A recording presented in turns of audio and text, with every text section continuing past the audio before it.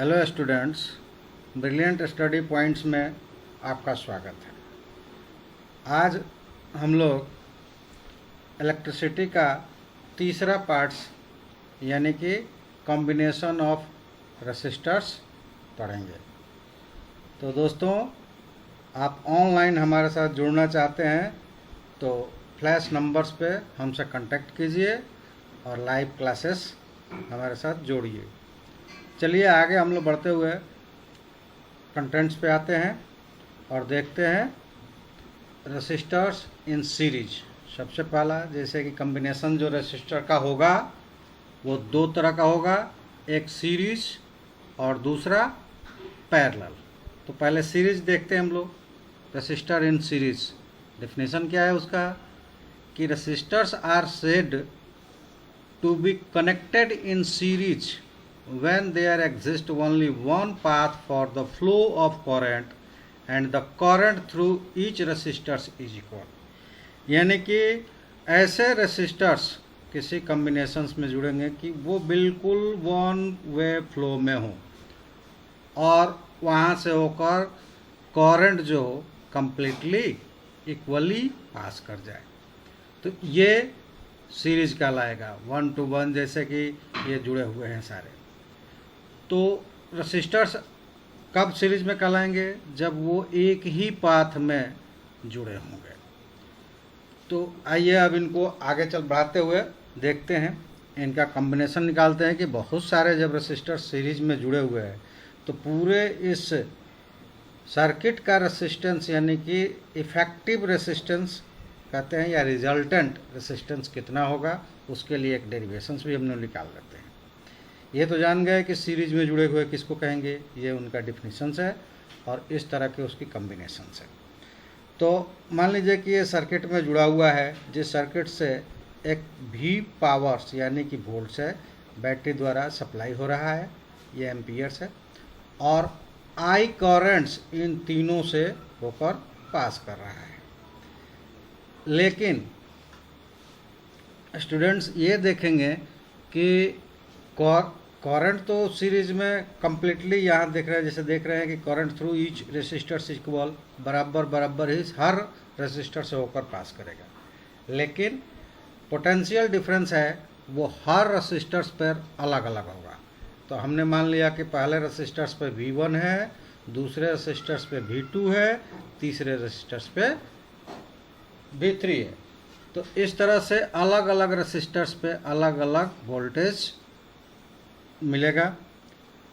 तो लेकिन इन सबका सम V के बराबर होगा, यानी कि जितना बैटरी से वोल्ट सप्लाई किया जा रहा है इंटर भी उतना ही होगा, केवल वो रेसिस्टर्स के अनुसार वोल्टेज बदल जाएंगे। तो चलिए इसको आगे बढ़ाते हैं और मान लेते हैं कि R1, R2, R3 तीन रेसिस्टर्स है जो सीरीज में जुड़े हुए हैं और उनसे होकर एक V पावर से बैटरी से वोल्टेज सप्लाई किया जाता है, जो कि V1, V2 और V3 के रूप में R1 और R2, R3 पे ड्रॉप करते हैं और इनसे होकर I करंट्स पास करता है। तो इन सब में कॉम्बिनेशंस क्या है, इसके लिए हम आगे देखते हैं और ओम्स के लॉ को इस्तेमाल करते हैं, क्योंकि ये ओम्स लॉ से ही जुड़ा हुआ है। तो ऐसा भी मान सकते हैं कि ओम्स लॉ का ये दूसरा पार्ट्स है, रेसिस्टर्स ओम्स लॉ का दूसरा पार्ट्स है, क्योंकि पिछली वीडियो में मैंने बताया भी था ओम्स लॉ में कि रेसिस्टर जो है रेसिस्टेंस, उसको ओम्स कांस्टेंट्स भी कहा जाता है। तो ओम्स लॉ का इस्तेमाल करते हैं V=IR। तो हम ये देख रहे हैं कि सारे अलग अलग रेसिस्टेंस से अलग अलग वोल्टेज क्रॉस कर रहा था। तो यहाँ हम देख रहे हैं कि अगर इसका हम इस्तेमाल करते हैं V=IR, तो V1 across R1 voltage fall कर रहा है, तो V1 हो जाएगा IR1। I1 नहीं होगा, केवल R1 होगा।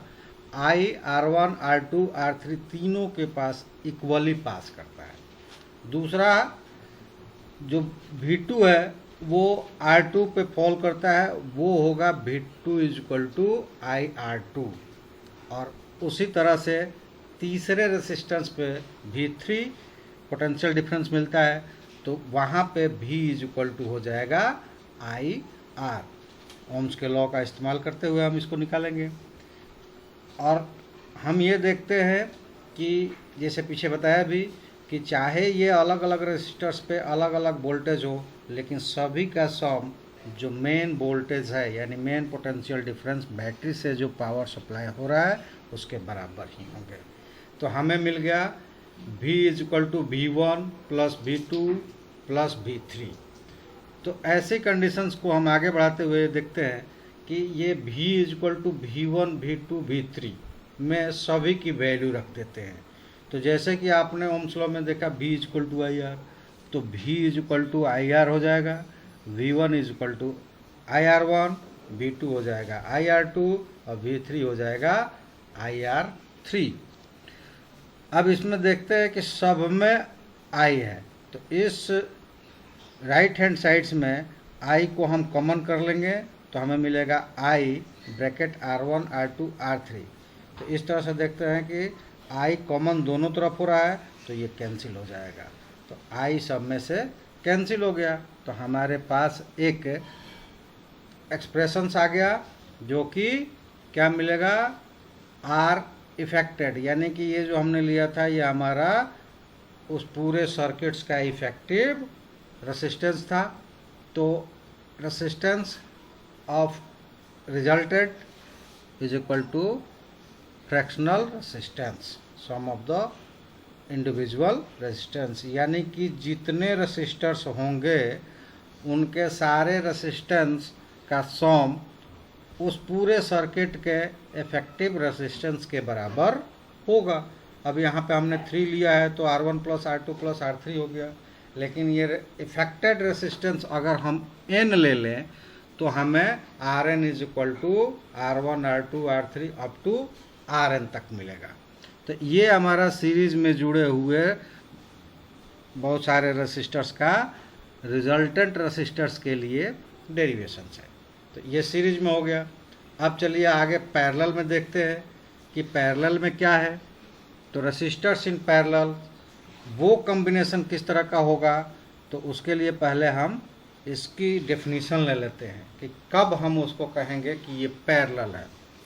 तो resistors are said to be connected in parallel when identical potential difference exist across all of them, the potential drop across each resistors is the same. यानी कि वो रेसिस्टर्स जितने भी दिए गए हैं वो पैरेलल में जुड़े हुए तब कहलाएंगे जब उनसे होकर आइडेंटिकल पोटेंशियल डिफरेंस, यानी कि एक तरह के ही पोटेंशियल डिफरेंस सबके पास से फॉल करे और वहाँ पे हर रेसिस्टर्स के साथ सिमिलर वोल्टेज क्रॉस करे। तो उनका कॉम्बिनेशन देखिए कैसा होता है, ये बिल्कुल आमने सामने होते हैं, यानी कि सर्किट से ये एक ही पाथ में नहीं जुड़ते बल्कि इन तीनों का पाथ अलग अलग होता है, लेकिन ये आमने सामने होते हैं और तीनों का एंड्स दोनों तरफ से सिमिलर होता है और अगली तरफ भी जाकर ये सेम क्रॉसिंग में आ जाते हैं। तो इस तरह के कॉम्बिनेशंस को हम पैरेलल कॉम्बिनेशंस कहेंगे। अब हमारा जो है कि यहाँ पे वोल्टेज जो है बैटरी से पास करने वाला जो वोल्टेज है वो तो सिमिलर यहाँ भी मिलेगा, यहाँ भी मिलेगा और यहाँ भी मिलेगा, भी ही हर जगह R1 R2 R3 से होकर क्रॉस होगा। लेकिन जो I यानी कि करंट फ्लो हो रहा है वो अब तीनों के पास अलग अलग जाएगा। तो तीनों के पास अलग अलग जाएगा, तो ऐसा हमने मान लिया कि R1 के पास I1 है, R2 के पास I2 है और R3 के पास I3 है। इसको हम सपोजिशंस वर्ड्स में ले लेते हैं कि let 3 resistors R1 R2 and R3 be connected across the voltage source V in parallel, यानी कि R1 से होकर करंट जो पास होगा वो I1 होगा, R2 से I2 और R3 से I3। लेकिन जैसे V वोल्टेज का सम बराबर होता है उसी तरह जितने भी फ्रैक्शनल करंट्स है उनका भी सम जो प्रोड्यूस्ड करंट्स है उनके बराबर होगा। इसमें भी हम क्या करते हैं, ओम्स लॉ का इस्तेमाल करते हैं और उसको डिफरेंट फॉर्म में रखते हैं। तो यहाँ हम देखेंगे कि current I drawn from the battery is divided into 3 parts, I1, I2 and I3 flowing through the resistors R1, R2, R3 respectively are shown in the figures। पीछे आपको दिखाया गया था। और मान लेते हैं कि REF इफेक्टिव रेसिस्टेंस है, तो इसके लिए हम एक डेरिवेशंस तैयार करेंगे। तो वो कैसे होगा, तो इसमें हम ओम्स लॉ को अप्लाई करते हैं थोड़ा दूसरे फॉर्म्स में। पहला ये था कि V = IR, उसको थोड़ा सा मॉडिफाई करके हमने किया कि I = V/R, R को V के तरफ ले गए तो I = V/R। तो इस तरह से अगर इंडिविजुअली हम निकालते हैं तो हमें मिलेगा करंट्स तीनों रेसिस्टर से अलग अलग I1 = V/R1। उसी तरह R2 पे मिलेगा I2 = V/R2। इसी तरह R3 पे मिलेगा V/R3। लेकिन जैसा हमने कहा कि इन तीनों का सम क्या होगा, जो करंट ड्रॉन फ्रॉम बैटरी थे यानी कि इनिशियल करंट ड्रॉन था, फाइनली भी वही होगा इन तीनों के सम के बराबर। तो इन तीनों को सम करेंगे तो इनके लिए इनकी वैल्यूज़ को हम पुट कर देते हैं।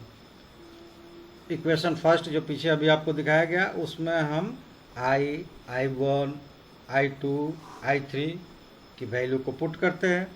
तो पुट करने के बाद हमें क्या मिलेगा, I जो था वो मिल गया V/R इफेक्टिव। I1 जो था उसके लिए हमें मिला V/R1 प्लस I2 तो V/R2 प्लस I3 तो I3 के बदले V/R3। अब फिर उसी तरह आप देख रहे हैं कि V इसके सबके न्यूमरेटर्स में है, यानी कि V को यहाँ से कॉमन करें तो ये बाहर आ जाएगा और इक्वल साइन के दोनों, इस इक्वेशन में V दोनों तरफ बराबर है तो V को हम कैंसिल कर सकते हैं क्योंकि सब न्यूमरेटर्स में है। यहाँ तीनों के न्यूमरेटर्स में है, कॉमन करेंगे तो ये बाहर आ जाएगा और ये दोनों तरफ इक्वल साइन से है तो ये कैंसिल हो जाएगा। तो ये कैंसिल हो गया तो हमें एक डेरिवेशन मिला और वो मिला रेसिप्रोकल ऑफ रिजल्टेंट, यानी 1/RF EF = 1/R1 plus 1/2 1/R13। तो इस तरह से हमें एक डेरिवेशंस मिल गया जिसमें हमें मिला कि ये RF EF जो है रिजल्टेंट है, तो reciprocal of resultant of resistance that is equal to sum of the reciprocals of evolved resistance individually। तो ये हमें एक डेरिवेशंस मिला जो कि फाइनल डेरिवेशंस है रिजल्टेंट रेसिस्टेंस प्राप्त करने के लिए पैरेलल में जुड़े हुए रेसिस्टर्स का। तो ये दो हमें डेरिवेशंस मिल गया कि सीरीज में जुड़ेगा तो हम उसका रिजल्टेंट कैसे निकालेंगे और अगर पैरेलल में जुड़ा है तो कैसे निकालेंगे। चलिए अब इसके एडवांटेज और डिसएडवांटेज को देख लेते हैं। उसके लिए हम चलते हैं अगले पेज पर और यहाँ हम देखते हैं कि पहला जो हम लोगों ने देखा था R = R1 + R2 + R3 यानी कि सीरीज में, तो सीरीज का कॉम्बिनेशन इस तरह का और वो उसका डेरिवेशन ये। दूसरा है पैरेलल का, इस तरह से जुड़ा हुआ। अब इसके एडवांटेज और डिसएडवांटेज क्या है ये देखते हैं और इसके लिए पहला जो उनका एडवांटेज और डिसएडवांटेज है वो ये है कि इन सीरीज व्हेन मोन resistor fails the circuit is broken and non components work. Series में अगर कोई भी एक रेसिस्टर फेल हो गया तो वहाँ से सर्किट ब्रेक हो जाती है और आगे कोई भी कंपोनेंट्स वर्क नहीं करता, यानी कि पूरा का पूरा सिस्टम्स फेल हो जाता है, कुछ भी वर्किंग नहीं होता है, वहाँ से करंट पास ही नहीं करता है। जबकि आ जाए अगर पैरेलल में, तो हम यहाँ देखते हैं कि सपोज करो कि इस का ये रेसिस्टेंस है, ये फेल हो गया, तो ये दो पाथ है करंट को पास करने के लिए, तो ये फेल हो गया, बाकी दोनों से जा रहे हैं, यानी कि यहाँ दोनों कंपोनेंट्स पे वर्क हो रहा है। ये फेल हो गया तो ये इस पे और इस पे जा रहा है। तो इस तरह से पैरेलल में हम देखते हैं कि इंडिविजुअल किसी एक के फेल होने से सिस्टम्स फेल नहीं होता, बल्कि बाकी सिस्टम्स के कंपोनेंट्स एज इट वर्किंग में रहते हैं। तो ये एडवांटेज है कि हम घरों में जो कनेक्शन करते हैं वो पैरेलल ले लें, तो अलग अलग हमें करंट्स पाथ मिलेगा, और जिससे हमारे सारे कंपोनेंट्स इंडिविजुअली वर्क करेंगे। कोई एक फेल करता है तो इसके लिए सारे हमारा सर्किट ब्रेक नहीं होगा। दूसरा है कि different applications required different current, this can't be satisfied in series combinations. अब इसमें दूसरा ये है कि जितने भी इसमें रेसिस्टर्स लगे हैं, सपोज करो कि ये एक बल्ब है, एक ये टीवी है और एक ये फ्रिज है, और तीनों के लिए तीन तरह के हमें रिक्वायरमेंट्स चाहिए डिफरेंट वोल्टेज की। अगर मान लीजिए कि बल्ब का वोल्टेज 60 वाट्स है या 100 वाट्स है, आजकल जैसे एलईडी 10 वाट्स 20 वाट्स के चल रहे हैं, तो 10 वाट्स या 20 वाट्स या 100 वाट्स की फ्लो करेगा, क्योंकि सीरीज में तो एक ही करंट सारे रेसिस्टर्स को मिलते हैं। तो अगर बल्ब के रिक्वायरमेंट्स के अनुसार इसमें